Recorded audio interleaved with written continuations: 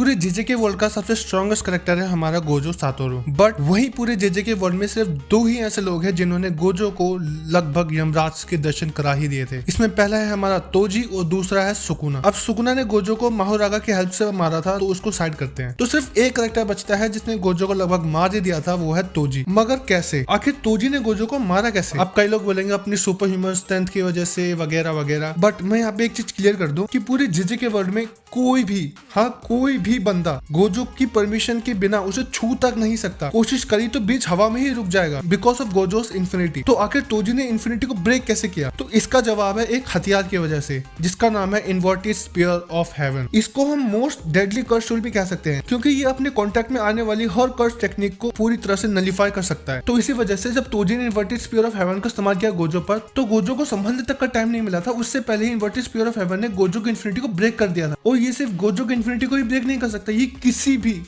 भी curse technique को पूरी तरह से नलीफाई कर सकता है, मतलब पूरी तरह से काट सकता है। ये इतना ज्यादा पावरफुल है। तभी जब गोजो ने तोजी का एप्पल बना दिया था, तो वो उसको डिस्ट्रॉय कर देता है या कहीं छुपा देता है, जिसका प्रूफ हमें कलिंग गेम आर के एक एपिसोड में मिला था। क्योंकि अगर ये स्पीयर सुकुना जैसे बंदे को मिल गया, तो भाई गोजो का उसके सामने कोई चांस ही नहीं बनेगा। क्योंकि गोजो का सिर्फ एक ही एडवांटेज है सुकुना के आगे, वो है उसका अनपेनिट्रेबल डिफेंस, यानी उसकी इन्फिनिटी। अब इन्वर्टेड स्पीयर ऑफ हेवन की वजह से सुकुना उसकी उस अनपेनिट्रेबल डिफेंस को भी पेनिट्रेट कर सकता है। तो मेरे हिसाब से अगर सुकुना के हाथों में इन्वर्टेड स्पीयर ऑफ हेवन जैसी कोई कर्स टूल लग गई, तो गोजो का उसके सामने कोई चांस ही नहीं बनता। अब इसके बारे में तुम्हें क्या लगता है? तुम अपने थॉट्स को कमेंट में बताना कि अगर सुकुना के हाथों में इन्वर्टेड स्पीयर ऑफ हेवन लग गया, क्या गोजो को उसके सामने कोई चांस बनेगा?